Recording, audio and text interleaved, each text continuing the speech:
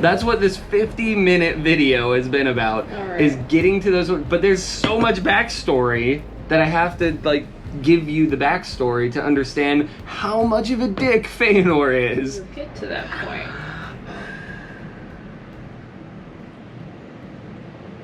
You gotta blow on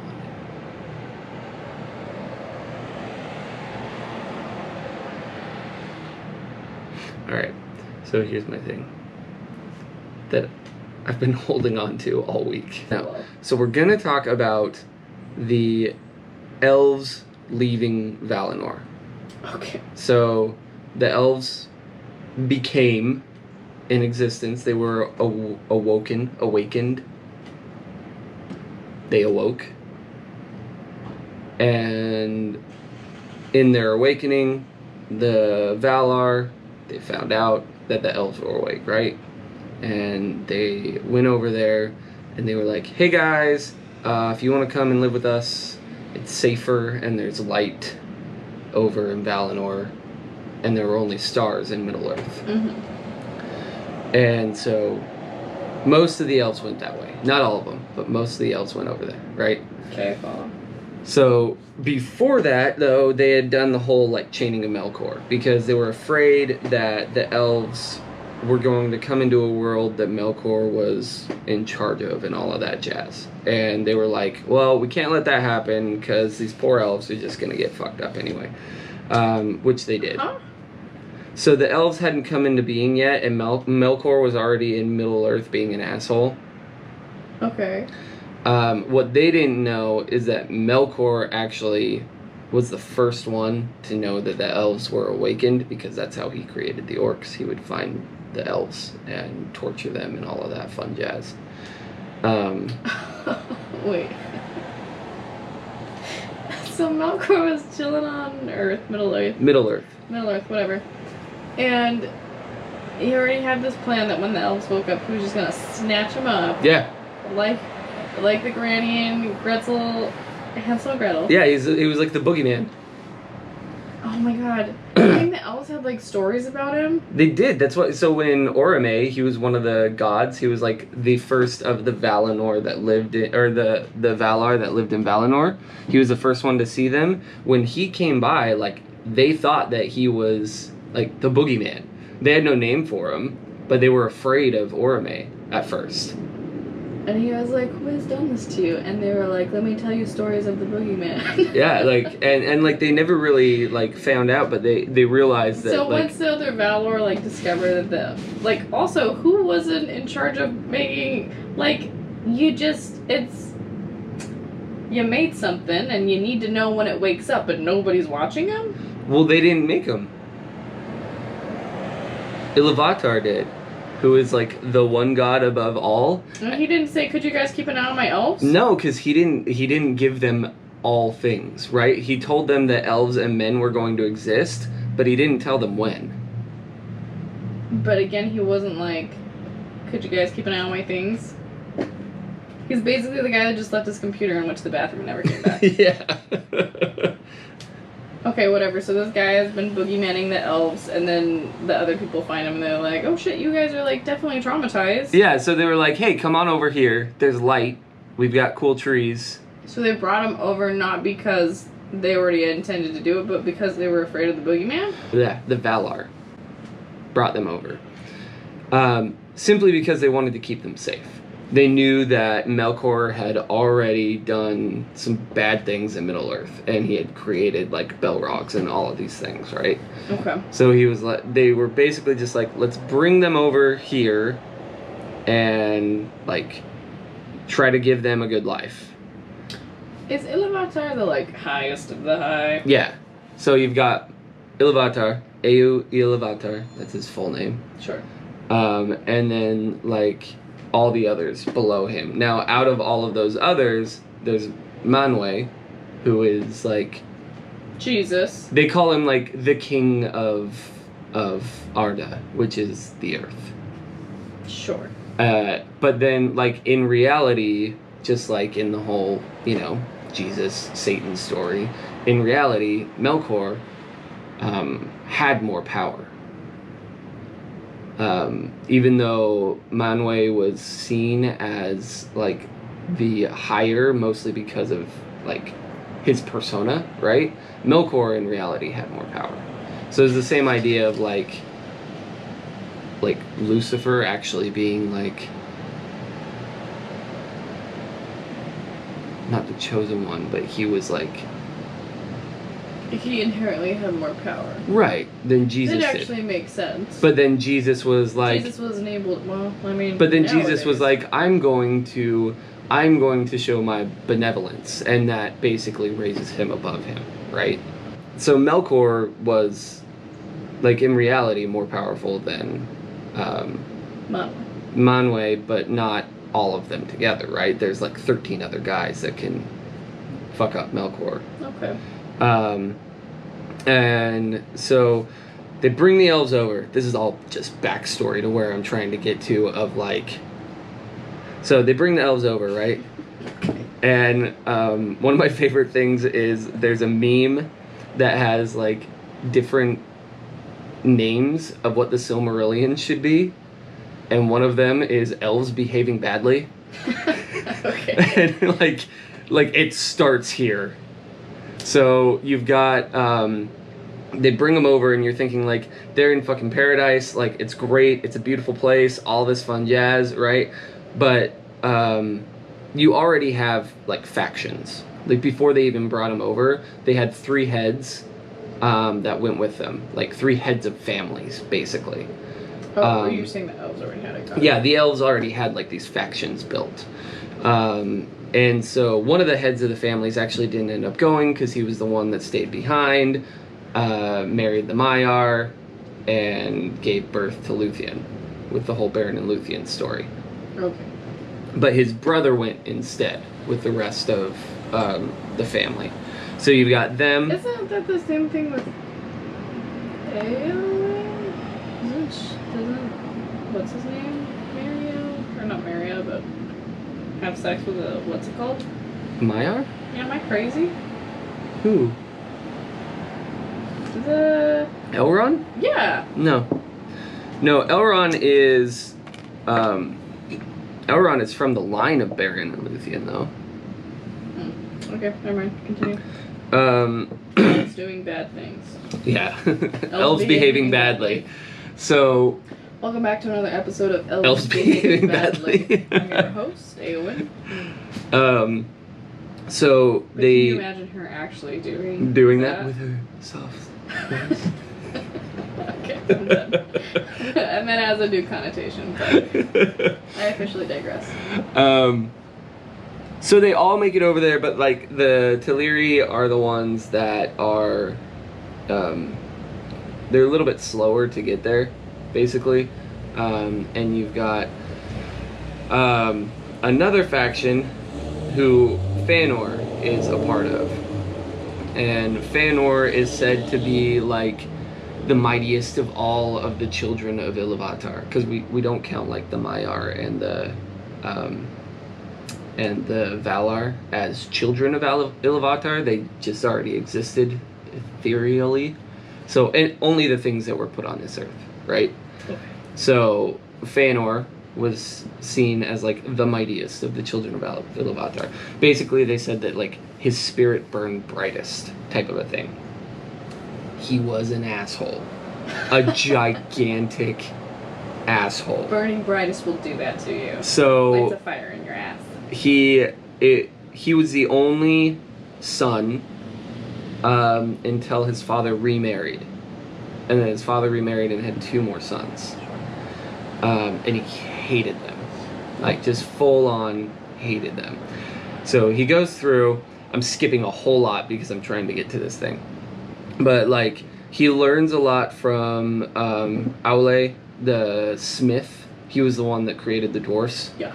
And he learns how to build things, and he learns how to like create jewels and different things that he can do with jewels, and he makes the fucking Silmarillions. Okay, I was gonna ask if he was the one who made those. Yeah, so he's able to take the light from the trees. The Valar don't even know how he was able to do this, and he specifically says himself that if he were to try again, he wouldn't be able to. Mm-hmm. Like, this was a once-in-a-lifetime thing. He would never be able to do it again. But he was able to take the light from the trees and put them into these gems. And, like, again, he was super arrogant about it. Like, he would wear them about, like, showing it off and stuff like that. He was just very arrogant about what he did. Mm-hmm. When in reality, like, it's really funny because one of the Valar, Tolkien, kind of puts him in his place at one point where he's like, you wouldn't have been able to do this had this light not existed from Yavanna already. Mm-hmm. Like, you take a lot of credit in this, but you shouldn't. Like, this was light that you stole, technically. You didn't make it. Mm-hmm. Anyway. So... I'm impressed by your rings, bro. Yeah. So he, so there's all that. He makes all these things, then with, like, unbeknownst to, the Valar, he actually makes weapons. Like, nobody needed weapons at this time. Like, the Valar were the only ones who had weapons because Melkor, right? And so he starts to make weapons. Oh, I skipped something. It's kind of important. Okay. So I mentioned the chaining of Melkor. Yes. So that happened, and they brought Melkor back to Valinor. And he was imprisoned in the halls of Mandos, which is... Wait, let me get this straight. So they were like, this guy's terrorizing you on your land, so come over to our land where we've chained him up. Yes. Does that not seem like a bad idea to anybody? It's definitely a bad idea. Happens more than once in Tolkien Legendarium, by the way. I mean, I assume he does it on purpose, but also, like, why make your character stupid? Yeah. Well, see, the problem is like, Manwë, and he explains it a little bit, because Manwë cannot understand evil. What does that mean? It means that he is so much of, like, good and never experienced bad, even in, like, the singing of the earth. Like, he never followed Melkor's song. He can't understand it. So, like, some of the other gods are like, dude, this is kind of a bad idea. But Manwë's like, nah, we're cool. Like, we got him chained up. And then after the three ages that they chain him up, he's like, look, he's repentant. We're good. We'll let him chill here with us. He can't go back to Middle-earth, but he can chill here with us. So Manwë is a naive idiot. Yeah, he's very naive. And like Tulkas, who his whole point of coming to Middle-earth was to beat the shit out of Melkor. Mm-hmm. Like, that's it. That's the only reason why he came down. And he was, like, the only one powerful enough to do it. He's like, this is a really bad idea. And I'm not saving you again, guys. And Manwë's like, no, look, he says he's sorry. So he must be sorry. Like, that's, like, he's got the brain of a child where it's like... A naive, innocent idiot. Yeah, like, he's incredibly smart when it comes to so many other things, right? But he's super naive. And he's like, he says he's sorry. So obviously he's sorry. Because I don't understand lies, because I don't understand bad, and I don't understand evil. So of course he's sorry. Okay. Yeah. I have so many problems with this, but okay. So, Melkor's there now, right? And he's there where the elves are. And, like, the elves all Hold have... on, the elves are still there? Oh, yeah. I'm sorry, why didn't they leave? Feanor has never trusted him. He learned a lot from him, though. Because Melkor and Aule are very similar in their, like, smithcraft. And so Feanor was actually able to learn a lot, and the problem with that is that even though Feanor never trusted Melkor, he worked with him to his own benefit, but Melkor was constantly, you know, that type, right? Where he's constantly, like, feeding these little tiny things into Feanor's brain, knowing that he's, like, super arrogant and all of this stuff. He's, like, you know, basically saying things like, well, the Valar want to take your power, they're holding you hostage here. I do recall you saying that. Like, all of this stuff, right? All of it false, right? They could have left whenever they wanted. But, like, he's just kind of putting that in there. That's a delightful coffee. It's really good coffee, right? Mm-hmm. Yeah, I It agree. tastes like wood from a Tastes like bark from the wooden tree in... You're gonna try? You're gonna try? Hobbiton. Because I can't remember any of the other ones. Tastes like a drop of spring water from under the mountain. It's black gold. So so that happens, and Feanor's got these little seeds of like the Valar are trying to keep me here and they don't appreciate me, right? When in reality, again, it comes down to the fact that A, the Valar don't care about you. Like, they just want you to be safe. Like, they don't care about anything else. And B, in reality, again, like, your pride and joy is something that you kind of stole and just made your own. Mm-hmm. So he shows up. So like I said, he's always like got fancy raiment, right? So he's wearing the Silmarils a lot. But then he starts, people notice that he's starting like to wear armor and things like that. And then at one point he's actually wearing a sword. And wait, the arrogant guy? Yeah, Feanor. Okay. And he shows up because there's like Feanor is getting more and more on this train of like, we need to, like, we shouldn't be here anymore. We should go back to Middle Earth because of those seeds that Melkor planted, right? Mm-hmm. He's like, we should go back to Middle Earth. We don't need to be here. Like, essentially, he was kind of bored too. Like, think of, it's funny because like, I feel like in the Silmarillion he does a good job of making you think that like, especially for people who have seen other things, paradise can probably be kind of boring. To have lived a life and then go somewhere that's perfect. Yeah. Also, doesn't that seem counterintuitive to Frodo though? No, because it's like it's peaceful there. Okay, but you basically just said that for people that have seen things, going to paradise is boring. Right, but Frodo left because he was bored. But no, Frodo didn't leave because he was bored. PTSD, whatever. Yeah, like Frodo saw too much. Like going there would be like when people say they need to go to Fiji. Like that's like the Undying Lands. Do people still say that? I don't know, probably. So it's peaceful there, so you feel peace there. Yeah. Gets rid of your PTSD. But if you're the brightest fire spirit burning type of thing like Feanor, he's gonna get bored. So basically he's saying like, we shouldn't even be here anymore, guys. Like he's trying to get like a faction of his people to leave.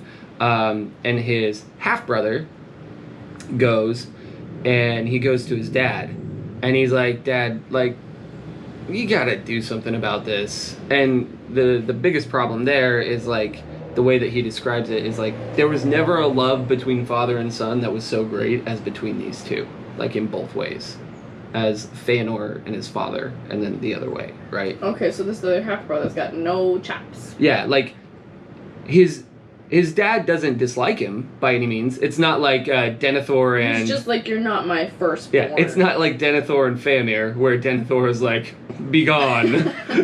Go die. Yeah. But, like, you know, he's not Feanor. Okay, sure. And so he gets there first. There's supposed to be like a council. And the half-brother gets there first. I'd use all the names, but all the names sound so similar, and I know that's something that you hate, so I'm just giving descriptions of who it is. That's fine. Because you'd be like, I don't know what that is. So half-brother shows up to talk to Dad. The only thing that would make it more clear is if you said half-brother A and half-brother B, going to be brother C. Brothers. Firstborn C, or firstborn son. So half-brother shows up, talks to Dad. He's like, this is a bad idea. You really got to talk Feanor down. Sure. Like, you're the only one that can talk him down. And as he's saying this, Feanor comes in, right? And Melkor has been kind of whispering in his ears, like, hey, your half-brother's trying to take your throne. Mm-hmm. And so he comes in and he's just like, oh, so he was right. Like, you are trying to, like, dismiss me. And his half-brother's like, dude, I don't know what you're talking about. And he just goes to leave. Like, basically, he's like, I'm not even going to acknowledge what you're saying. I'm out. And as he goes to leave, Feanor draws a sword, which is like, Yes. yeah, like that's a bad thing. Like nobody has ever done anything like that there. Like that's. He's Cain. Yeah, I mean, kind of. So he draws a sword, and because he draws his sword, he actually ends up getting banished. So he gets banished. He goes away, and he's basically like, "Yeah, I don't care, guys. Like I'm out.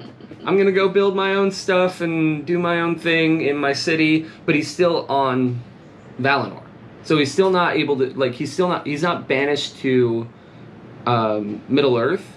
He's just banished outside of the city, like out of the city of the gods type of thing. Okay. So he goes and he does his own thing, forms his own thing. A few ages pass. And did anybody follow him, or did he just help? Yeah, no, a ton. And his father left with him. So it was basically. Wait. Did the Maya banish him? The Valar. Whatever. The Valar banished him, and they banished him, not his daddy. Yeah. Okay. The Valar banished him. I feel like that's confusing. Yeah, the Valar banished him, and his dad's just like, well, I love my son, so I'm out, which was a self-fulfilling prophecy, because at that point, then, half-brother became king. Right? Because dad left, and Feanor left. Somebody's gotta take over. So half-brother became king for the people who stayed there. Now, as he's, like, gone, but he's building up arms. Also, why do elves judge men so harshly? I'm like, y'all were basically men at some point. Right? So there's another meme out there that it's what's his name? Elrond? And he says, it's the one where he's like, I was there, Gandalf, 3,000 years ago when the strength of men, like, failed or whatever. And Gandalf goes, yeah, I was there at the beginning of the thing when the strength of elves were really bad.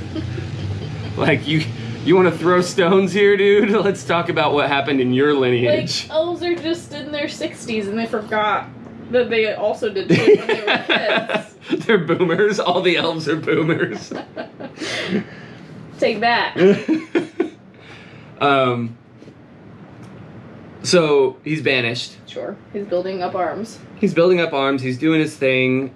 He basically has, like, taken the Silmarils and, like, hidden them away. Because he's, like, in his mind, he is, like, he's hiding them because they don't deserve to see the Silmarils type of thing. And again, the Valar and stuff. And again, the Valar are, like, big deal. Like, whatever. Do the Valar care? I mean, they do at some point, but not yet. What an ego this guy has. Yeah, right? It's a self-sustaining ego. Those are the worst kind. So then, ages go by, and Feanor was gone for a while, like exiled. So he's gone. Who's gone? Feanor. He's doing his thing in the. Yeah, 3 ages have passed. Yeah, and when this happens, Melkor bounces also. Now he doesn't go back to Middle Earth because it's really difficult for him to get there. But he's like, I'm out, because the Valar kind of assume Melkor kind of planted these lies and, like, taught him how to like make weapons and stuff like that. Okay. So Melkor also bounces. Then they have a party because there's a festival at this, like, the specific time of year with, like, even though there aren't seasons, there are certain times of year that fruit and vegetables and stuff are plentiful type of a thing. So they're having basically a harvest festival. And everybody goes, and everybody is invited, but Feanor is the only one that is mandated to come. Why? Because Manwë wants an apology, essentially. So he's so stupid. Yeah. So Feanor comes, and he's basically like, Manwë's like, so you're here, and you did this grievous thing against these people. Like, is there anybody that will accept him? And his half brother's like, boom, I'm good. Like, I'm good. We're like, no hard feelings. Like, come on back. Like, I'd love to have you here, type of thing, right? I feel like he's the type of person that would be like, I don't really need your acceptance. Yeah, that's basically, so he doesn't really say anything at all. Mm-hmm. And then half-brother says, what does he say? Half-brother in blood, full brother in something else. I don't remember. Yeah, something like that. And all Feanor says is, it is good.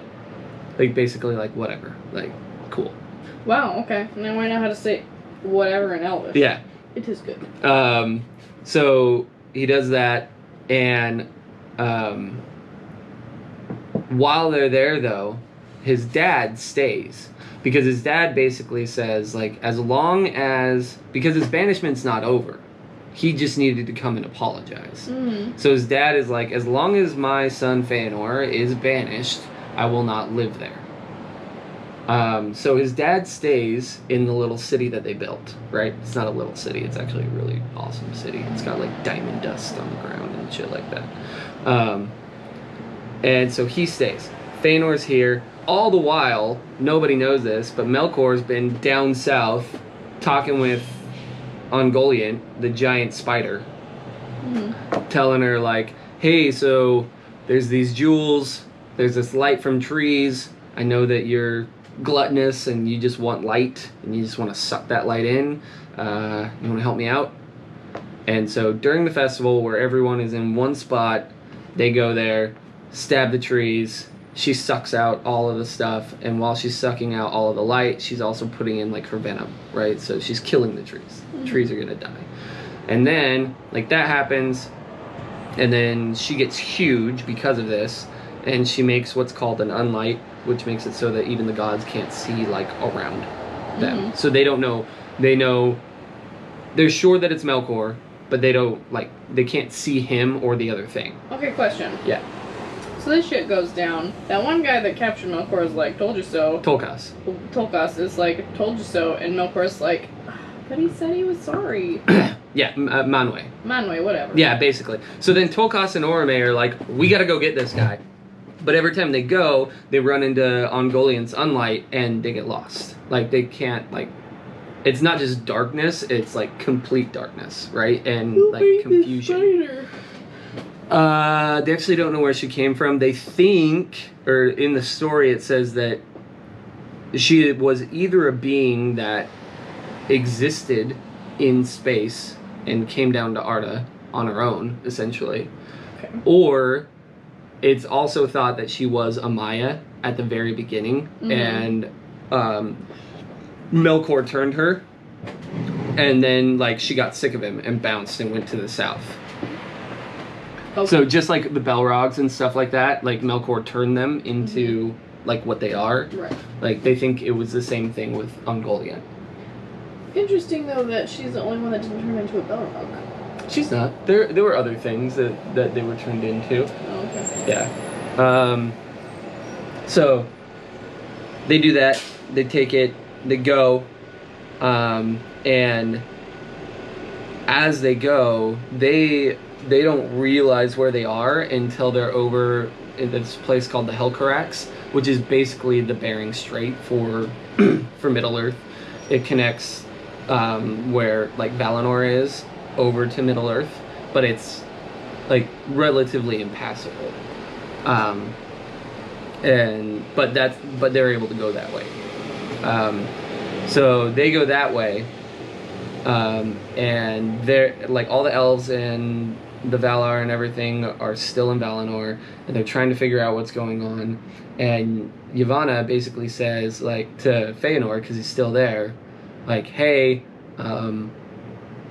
I can never make these trees again, but if I have some of the light of the trees, I can maybe bring them back. Like, I can't recreate them, but I might be able to bring them back. And you have told me this story before, you're just getting much more detailed now. Yeah, so Feanor's in, like, I don't know. And that's when Tolkas brings up the whole, like, you didn't even make this light, dude. It's not yours, it's hers. Like, give it back to her.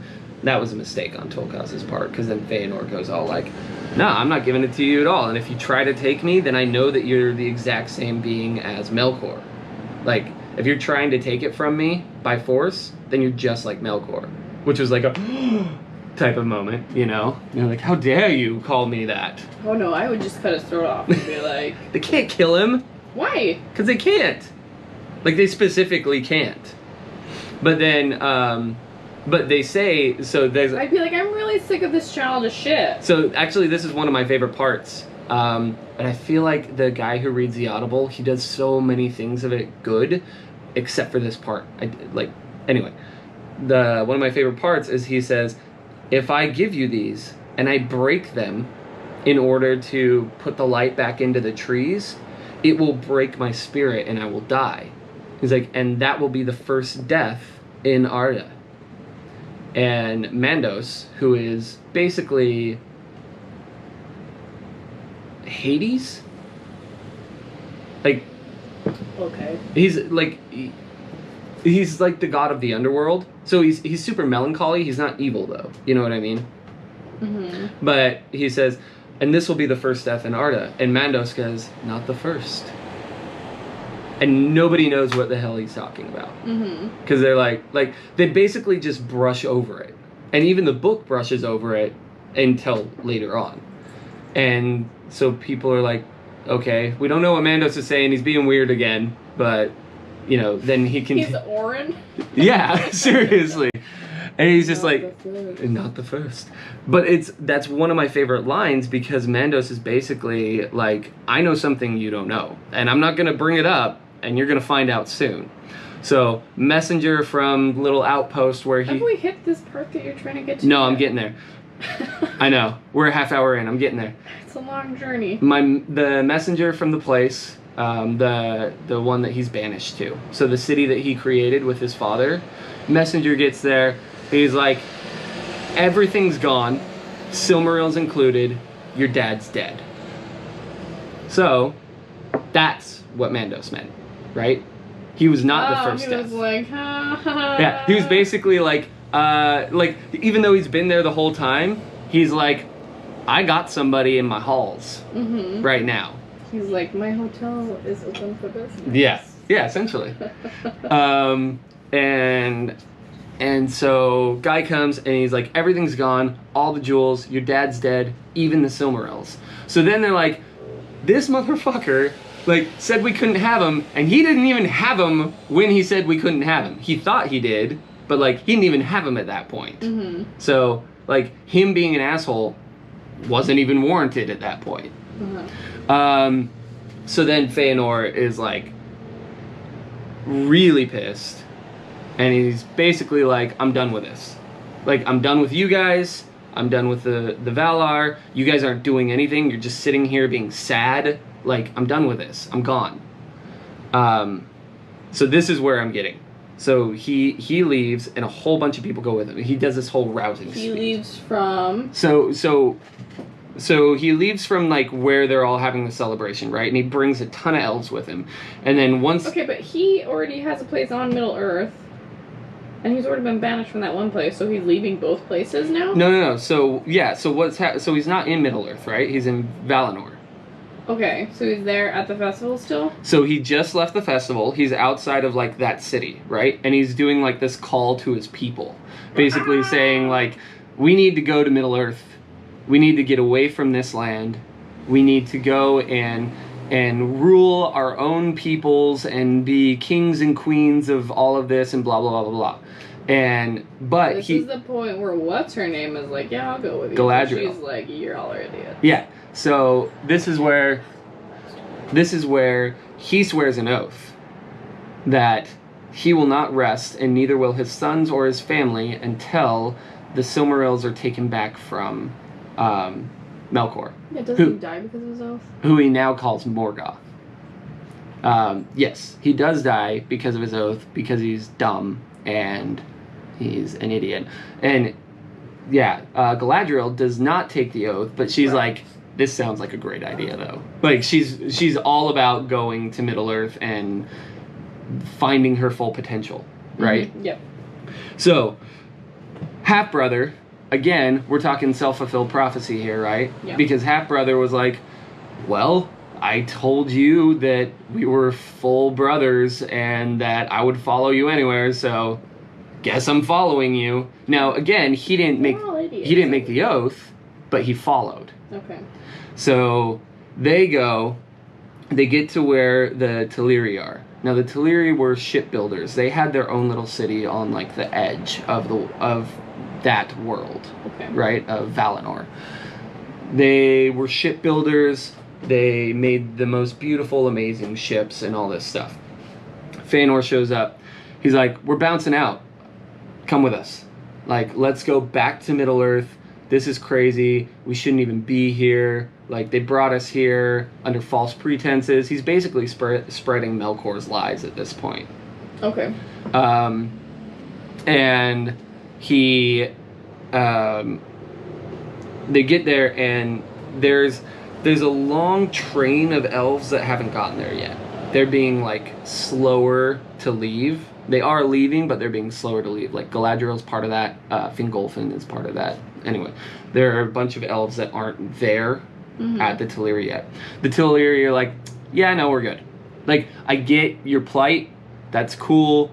Like, I understand that you want to leave, but we're good. And he's like, okay, well, can we have some of your ships so we can get over there? And the Teleri are like, nah. And mostly because they were kind of afraid that, like, the Valar would see them as, like, helping. And well, so... why does it matter? They don't have to stay. And that's the thing, is it doesn't matter, but, like, they were worried that it did. And so they were like, no, we're good. Like, we made these, and they're ours, so, nah. And Feanor gets pissed. I was like, Feanor's not gonna like that. And does what is called, for all time... The first kill? The kinslaying.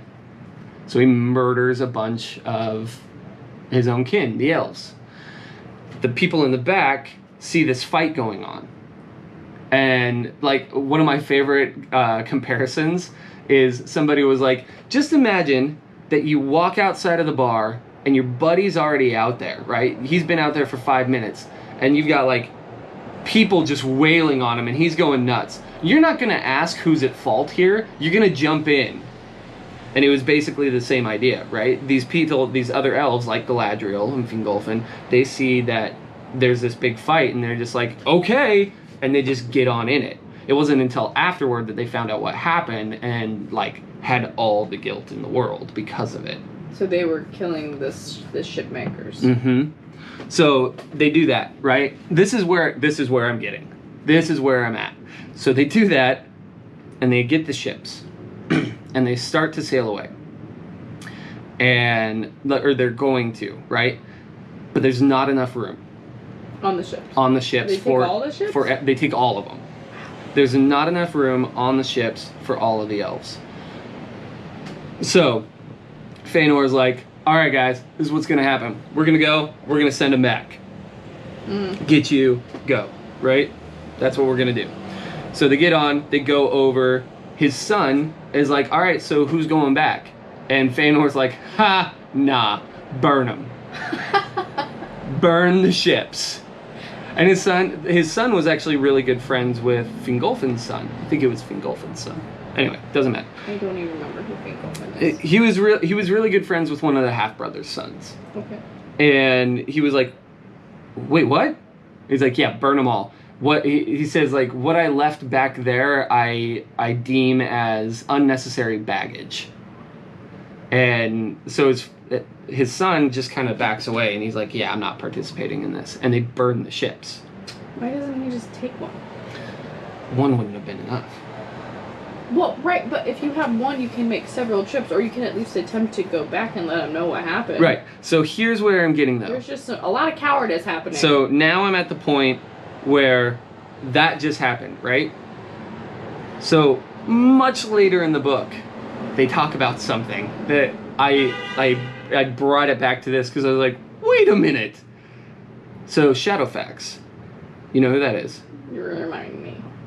Shadowfax is the horse that Gandalf rides. Yep. Okay, so he's one of the Maras. That's what they call him. I don't know, like, exactly what it means. But he's basically a very, very special horse. Yeah, he's king of horses. So that breed and line of horses were brought over from Valinor by Feanor. Mm-hmm. Which means all the other elves were like, you're saying there's not room for us, but there's like 60 horses on those ships. Like, can you take us instead of those horses?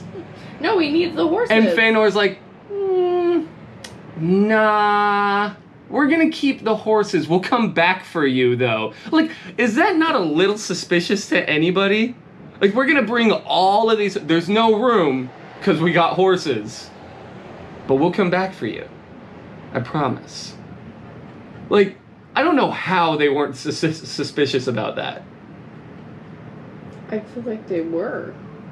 I mean, maybe, but like, why weren't they like? Like if you were, it doesn't matter. Fangor was like, bye. Right, but like, it's that whole thing where it's like, well, can you take like, leave like half the horses here, and you can keep like another half, and then you can come back for the other half of horses and the other half of us. And he's like, nah, all the horses.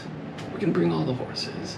My thing is, like, it's not so much that the people on land weren't or were suspicious of it, because that doesn't matter. Right. Your suspicion doesn't change somebody else's actions. My thing is somebody that was on the boat, say, like, his son wasn't like, you know, Dad has a reputation for being an asshole. This seems like one of his asshole moves. This seems like one of those things. Maybe I should not go over yet. Yeah. Like, or that, right? If the one son that was like friends with the other, because he's got 7 sons. Yeah. I think. If the one son stayed on the island. Stayed over there with them, and he's like, all right, well, just come back for me. Like, he probably. I'm just gonna throw it out there that I kind of think he would also be like, that son is bad. Yeah, I know, right? With me when I told him to. Right. But maybe. But it was just funny because it was so much later into the book that, like, they're talking about these horses, and he's like, and they came over on the ships from Valinor. I'm like, hold up. So he was like, yeah, we're gonna bring like 60 horses with us, but you guys stay here. We'll be right back. Yeah, no, I think that it would be more suspicious as somebody that knew that he had a reputation for being an asshole. Yeah, the great part about that, I think that everybody should have known what was happening. Right? Like, this guy has a huge reputation for being a huge asshole, and he's taking all the horses right now, and he's not taking me. Well, and you know who didn't go? Galadriel. Why would I know that? But that's what, like, so Galadriel didn't go. So again, I'm like, with Galadriel. So how did Galadriel get over there? So with Galadriel's reputation, this isn't what I was going to talk about, but let's go right into it. Let's wrap this up quick. Okay, so, we're going off on a tangent. Yeah, so Galadriel, like, I'm just surprised she didn't say anything here either. Yeah, but Galadriel's cunning. If she knows a way to get over there, she's not going to carry it away. She doesn't know a way? I mean, yes, but, so... I don't know what that fits me. It was bad for everybody. So, like, I'm just surprised that Galadriel wasn't just, like, either didn't make it onto the boat somehow with, like, her cunning, or wasn't like, let's keep some of these horses here. Like, again, she was a pretty, even then, like, she was a pretty powerful, like, prominent person here. Like, she was one of the people, one of the only female elves that was like, yeah, let's go make a name for ourselves. Like, she was, like, strong then, right? Okay, so maybe Tolkien had this in his mind but never put a pen to paper that Feanor knew. Feanor. Whatever. Feanor is something in Middle-earth, but... Feanor, whatever. I don't care what their names are. The Kinslayer. Nice. Knew that Galadriel was, as such, powerful, prominent, cunning person that she was. In the New World, do you really want that? Right. Because he wants to be king of all type of thing. Yeah, and what are the chances of her getting on the boat and create a panic? Right. Less. So... maybe not intentional, but also intentional. The way that they get there is, which was thought impossible, is they went through the Helcarax. Just like Melkor did. So they took the Bering Strait. There are no stories about that. A lot of people died. A lot of elves died. But, like... It's one of those things, like, the moment in time we do not speak of. I can't believe he never wrote a book from Galadriel's point of view. And, like, so when they actually get there, it's actually kind of funny because They get there, and Feanor's already dead. He's already been killed by Melkor because of his arrogance. Actually, he gets killed by Belrogs, not Melkor. But anyway, he like Richmond don't get credit. Yeah, as they get there, they like it's kind of a badass move because they get to Middle Earth through the Helcarax, and they blow this horn, basically like, yeah, we made it, bitches. And as they do that, which is super cool, and they feel like is a sign of like we did it. As they do that, the Valar were busy doing other things, right? And making the sun and the moon, and as they blow the horn, the moon comes up for the first time. What fortuitous moment. Yeah, so it was just like, we're here now! And again, self-fulfilled prophecy, because they showed up to Middle-earth and Feanor is now dead, boom, half-brothers king again. Yeah, see, that's the whole idea that, like, you can't run from fate only because you end up creating your fate. So whether you believe in fate or not, when you run from fate, you end up creating the thing that you fear most. Right, and that was, like, part of that story was what I was reading when I was like, it's the whole That's So Raven thing. Mm-hmm. Like, every time she sees into the future, she creates that future. Mm-hmm.